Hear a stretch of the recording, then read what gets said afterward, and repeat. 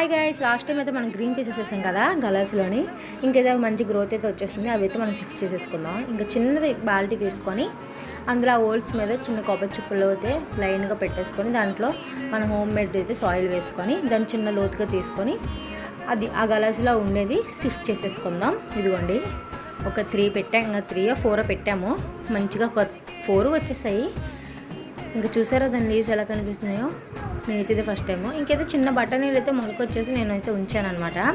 ఇంకా అవి కూడా వేసేసుకుందాం. చిన్న చిన్న హోల్స్ పెట్టుకొని సేమ్ పుట్లో వేస్తాం కదా గుడ్లో, నేను అయితే అలానే వేసాను. మళ్ళీ అలా వేసుకొని దాని మీద కొంచెం ఒక లేయర్ లాగా మళ్ళీ సాయిల్ వేసేసుకుందాం. ఇదిగోండి ఇలాగా లైట్ సాయిల్ వేసుకొని దాని మీద మళ్ళీ కొంచెం 2 కొబ్బరి చిప్పలు అయితే పెట్టేసుకోండి.